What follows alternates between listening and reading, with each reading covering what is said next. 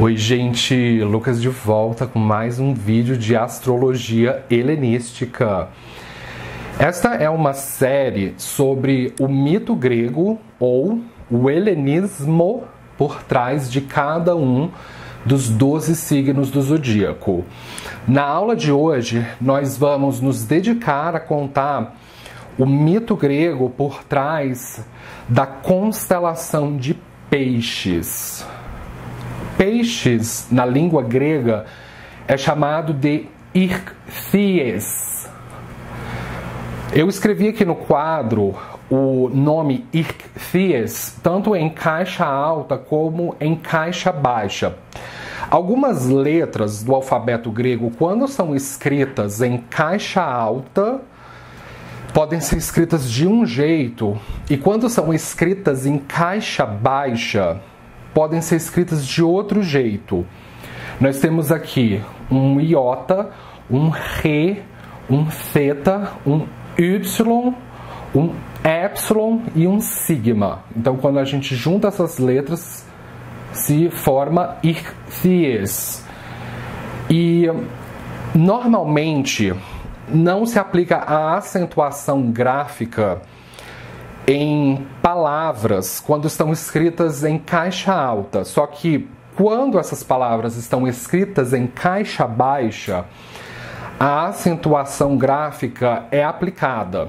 Então, as 3 primeiras letras não mudam quando são escritas em caixa baixa, mas o Y e o sigma, particularmente, mudam quando são escritos em caixa baixa.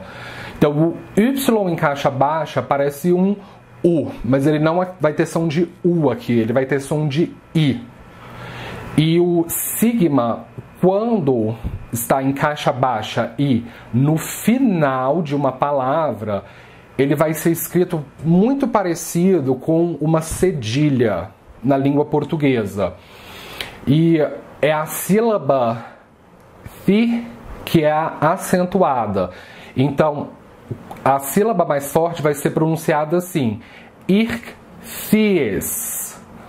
E sempre prestem atenção na acentuação gráfica, Ichthyes. O aniversário da constelação de Peixes ocorre entre o dia 18 de março a 16 de abril anualmente. E quando eu falo no aniversário, eu estou me referindo especificamente à janela de tempo ao longo do ano em que o Sol ingressa e se retira da constelação de Peixes. Então, é no dia 18 de março que o Sol ingressa nessa constelação e é em 16 de abril que ele se retira dessa constelação anualmente. Essas datas são baseadas no zodíaco sideral e mais especificamente na Ayanamsha Centro Galáctico 0 grau de Sagitário. A astrologia helenística antiga é genuinamente um sistema de astrologia que aplica o zodíaco sideral.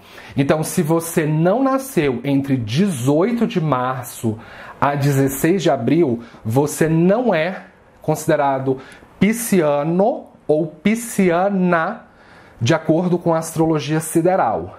Para você ser considerado pisciano ou pisciana, você necessariamente precisa ter nascido entre 18 de março a 16 de abril para ser considerado pisciano, ou de uma forma mais técnica, para você ter o Sol posicionado na constelação de Peixes pelo zodíaco sideral. Se você não nasceu nessa data, você não tem de fato o Sol posicionado na constelação de Peixes. E aqui é um desenho da constelação de Peixes, utilizando apenas as estrelas fixas e unindo cada uma das estrelas para formar um desenho, ou mais especificamente um signo. E a magnitude das estrelas fixas de um asterismo são catalogadas na astrologia helenística antiga através do alfabeto grego. Então, a primeira letra do alfabeto grego começa com alfa e a última letra é o ômega. Não é ômega que se fala em grego, é ômega, é uma paroxítona, ômega, não é proparoxítona. E então, em relação às estrelas, a estrela de maior magnitude, ou a estrela mais brilhante de um asterismo, vai receber o status de alfa. E a estrela com a magnitude mais baixa vai receber o status de ômega. Então, da onde que de fato surgiu os 12 signos do zodíaco? Eles surgiram na Babilônia. Exatamente. Os 12 zodíacos surgiram na Babilônia. E a capital da Babilônia, na antiguidade, era Babel. Então, vai ser no ano de 538 antes de Cristo que vai acontecer a queda da Babilônia. E a queda da Babilônia foi causada pela invasão e ocupação do Império Aquemênida. O Império Aquemênida foi o primeiro império persa da história. E o rei Aquemênida era Ciro. Os Aquemênidas eram zoroastrianos, eles seguiam o zoroastrismo ou o Mazda Yasna, que é essa religião fundada pelo Zaratustra na Pérsia, uma religião monoteísta. Então, o objetivo pelo qual o Império Aquemênida destruiu a Babilônia foi para destruir o paganismo babilônico. A língua da Babilônia era o acádio, também conhecido como assiro-babilônio, e eles eram politeístas ou pagãos acádios. E após a queda da Babilônia, o zodíaco da Babilônia será transferido para a Grécia, que naquela época não existia um país unificado chamado Grécia, como nós conhecemos hoje, mas sim cidades-estado independentes entre si, e o que unia essas cidades-estado era a língua grega e a crença no helenismo. Uma vez que os 12 zodíacos da Babilônia forem levados para a Grécia, eles vão receber uma roupagem helenística. Os gregos vão agora catasterizar nos 12 zodíacos histórias que são genuinamente gregas ou genuinamente europeias. E então, quando os helenísticos adotam o zodíaco da Babilônia, as estrelas vão ser catalogadas através do alfabeto grego, como eu já expliquei para vocês, e é na Grécia que vai ser criada a noção de horóscopo. Horóscopo em grego significa ascendente, e das 12 casas do mapa astral. Então, o ascendente e as 12 casas do mapa astral vão ser desenvolvidas especificamente na Grécia. No ano de 323 a.C. é o ano em que o Alexandre III da Macedônia, conhecido vulgarmente como Alexandre o Grande, morre na Babilônia. Alexandre é considerado o maior profeta do helenismo, tanto que o início do período helenístico se inicia após a morte de Alexandre em 323 a.C. Por que Alexandre foi o maior profeta do helenismo? Porque ele foi o homem que mais lutou pela expansão, pela divulgação e pela educação da cultura helenística. E antes da morte de Alexandre na Babilônia, ele fez uma campanha até a Índia, em que a cultura helenística foi levada à Índia, a Índia foi helenizada e, como consequência, a Índia adotou os 12 zodíacos da Babilônia, agora com uma roupagem helenística. A astrologia védica, após a morte de Alexandre, vai adotar o zodíaco da Babilônia com roupagem helenística para si. Então, antes de Alexandre, a astrologia védica já existia, mas ela usava apenas os 27 nakshatras, que são genuínos da Índia, e mais especificamente da etnia drávida. Então, os drávidas já usavam os 27 nakshatras e 12 meses do ano para representar o calendário solar. Então, cada um dos meses do ano representava o corpo cósmico do homem, que é o Senhor Vishnu. Após a campanha de Alexandre de helenizar a Índia adotou o zodíaco da Babilônia com roupagem helenística. No ano de 146 a.C., vai ser quando o Império Romano vai invadir e ocupar a Península Grega, onde está inclusive a Macedônia. Então, os romanos vão absorver completamente o helenismo e o zodíaco da Babilônia com roupagem helenística será traduzido para o latim e, a posteriori, para as línguas latinas, como o português, por exemplo. E em 762 depois de Cristo, já na Idade Média, o Califado Abássida, que é um califado islâmico, vai reconstruir a Babilônia. E vão refundar a cidade de Babel, agora com o nome de Bagdá, que atualmente é a capital do Iraque. Então, o verdadeiro lugar de origem do zodíaco da Babilônia é em Bagdá. E vai ser em Bagdá que os árabes vão traduzir a astrologia da Babilônia, que primeiramente foi pensada na língua acádia ou no assiro-babilônio, agora para o árabe ou para a língua arábica. Então é por isso que quando vocês vão pesquisar num atlas astronômico, vocês vão constatar que as 12 constelações do zodíaco, elas têm estrelas fixas com nomes em árabe.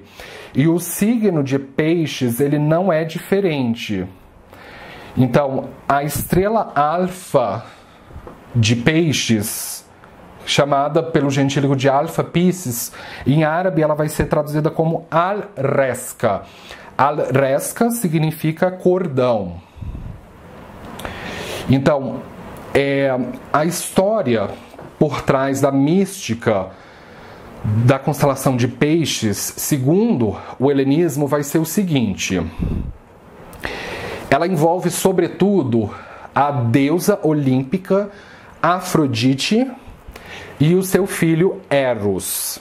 O Eros vai ser traduzido em latim como o Cupido, o anjo Cupido, e a Afrodite vai ser traduzida para o latim como sendo o planeta Vênus.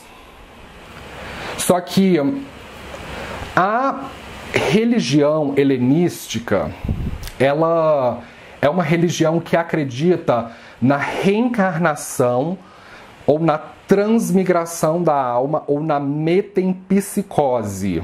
Essa é a crença ou a doutrina essencial da astrologia helenística. Então, isso significa que a alma, como é chamado em grego, a psique, ela não morre nunca, mas sim transmigra. Então vamos pegar o exemplo de Afrodite. A primeira encarnação de Afrodite vai se chamar Reia ou Reia. Reia era a rainha dos titãs, que são os inimigos históricos dos deuses olímpicos. E a Reia era casada com o Cronos, que é o rei dos titãs. O Cronos é chamado em latim de o planeta Saturno. E a Reia era conhecida no helenismo como sendo a detentora da ressurreição. Então, Reia tinha o poder de matar e de ressuscitar. Então, qualquer coisa que morta que ela colocasse as suas mãos sobre, adquiria ressurreição. A ressurreição é conhecida na língua grega como anástase. Anástase significa ressurreição. E anastasia significa ressuscitado. Então, Reia conseguia praticar a anástase e 3 dias depois o corpo que estava dado como morto podia ser ressuscitado. A explicação para isso é evidentemente astronômica, porque o planeta Vênus, quando ele fica retrógrado, ele está muito próximo da Terra, então ele aparenta estar maior no céu. É quando Vênus aparece como estrela vespertina e depois ela desaparece por 3 noites. E depois dessas 3 noites de sumiço, ela reaparece como estrela da manhã. Ou como sendo a própria portadora da luz, como sendo o próprio fósforo, que é um dos outros nomes de Vênus na língua grega, fósforo. Então, é esse o motivo astronômico pelo qual os gregos acreditavam que a Reia regia Anástase. Agora, o motivo histórico era porque os gregos acreditavam que Reia havia ressuscitado Zeus quando bebê, quando recém-nascido. O Cronos era considerado um pai bastante autoritário, e quando ele não gostava da sua prole, ele tinha um hábito hediondo de engolir as crianças, incluindo os recém-nascidos. Ele praticava o canibalismo. Então, assim, outras versões da história vão dizer que Cronos ele tinha o hábito de esconder os seus filhos recém-nascidos dentro de uma caverna, até porque as cavernas eram a habitação na antiguidade dos gregos, de maneira geral. Então, o que a Reia vai fazer? Ela vai ludibriar Cronos, ela vai... havia uma profecia de que o filho caçula de Cronos iria destroná-lo do posto de Titã e o aprisionar dentro do Tártaro. Então, para que essa profecia não fosse cumprida, o Cronos ele comia todos os filhos. E ele estava, sobretudo, esperando o caçula nascer, porque era o caçula que iria destroná-lo, que é Zeus. Então, para que isso não aconteça, a Reia vai pegar, a Reia, que é a mãe de Zeus, ela vai pegar uma pedra, enrolar num lençol e entregar para o Cronos, e ele vai engolir aquela pedra pensando que era o seu bebê recém-nascido. Outras versões da história vão dizer que Reia fornece uma criança que não era filha dos dois, mas uma sósia de Zeus, e essa criança é entregue a Cronos, e Cronos a aprisiona dentro da caverna, pensando que estava aprisionando Zeus.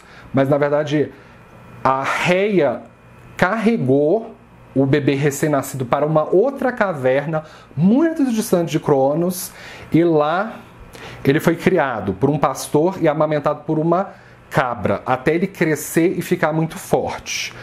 Quando ele chegou no primor físico, Zeus vai organizar uma campanha chamada de titanomaquia para destruir os titãs e aprisioná-los no Tártaro. E essa campanha será bem sucedida. Cronos será aprisionado no Tártaro e os outros irmãos de Zeus serão libertos. O que nos faz chegar agora na segunda encarnação de Reia. Então, a Reia, por ter entregue uma pedra no lugar de Zeus, ou por ter entregue uma sósia no lugar de Zeus, ela vai ficar consagrada como sendo a detentora da ressurreição ou da anástase. Os gregos achavam que quando Reia ludibriou Cronos, ela na verdade havia salvado Zeus, ela o havia ressuscitado. É por isso que o planeta Afrodite adquire exaltação na constelação de Peixes, porque Peixes é uma das constelações regidas pelo planeta Zeus, ou, como é chamado em latim, Júpiter. Sobre a segunda encarnação, que é o que vai dizer respeito à constelação, a Reia vai ter a sua psique submetida ao fenômeno da metempsicose e vai reencarnar agora como sendo Afrodite. E ela obteve créditos kármicos com os Zeus. Então ela vai nascer na condição de filha de Zeus dessa vez e de Dione. A Afrodite vai nascer numa cidade chamada Pafos, localizada na ilha de Chipre, que é inclusive hoje um país da União Europeia e zona do euro, e é um país em que a maioria das pessoas falam a língua grega. Então é na ilha de Chipre que é de fato o lugar de nascimento da segunda encarnação de Reia, agora como sendo Afrodite. Então, a Afrodite, por ser filha de um olímpico, por lógica, vai ingressar no Olimpo, na Península Grega continental.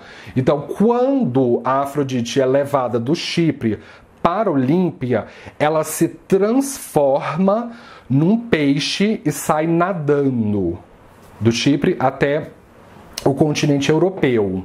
Então ela já tinha um hábito de se metamorfosear de peixe.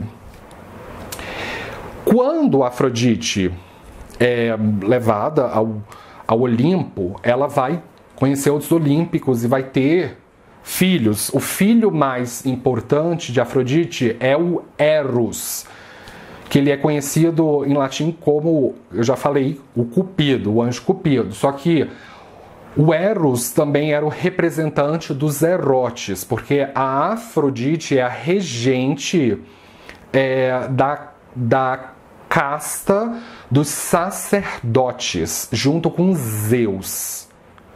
Então, ela era uma sacerdotisa que tinha os seus pupilos. Os seus pupilos ou os seus devotos eram chamados de erotes. Então, um dos erotes era o Eros.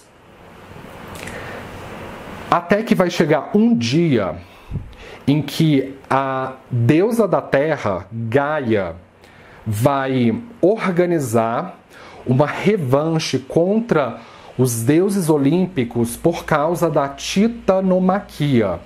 Então, a Gaia tem uma relação com o Tártaro, e dessa relação vai nascer o Tifão, O tifão, em grego, o tifão significa tufão. Um tufão é como se fosse um vendaval. Então ele é como se fosse a própria personificação do vendaval, das catástrofes. O tifão é um gigante. Ele é muito alto. E quando se fala no contexto helenístico, um gigante, vocês pensem numa pessoa que é maior, é mais alta do que 2 metros de altura. E a Gaia e o Tártaro também vão ter uma outra filha chamada Equídnia, que é a mesma coisa que Tifão, só que na versão feminina. E ela é representada como sendo metade mulher e metade cobra. E o Tifão é conhecido como aquele que é ornamentado por cobras e serpentes. O objetivo do Tifão e Equídnia era a tifanomaquia, ou a gigantomaquia.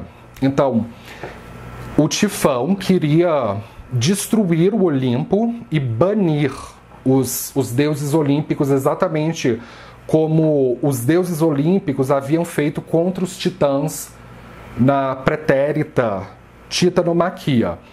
Então, o Tifão vai invadir Olímpia e os olímpicos já sabiam dessa invasão. A Afrodite, particularmente, ela vai ter um plano.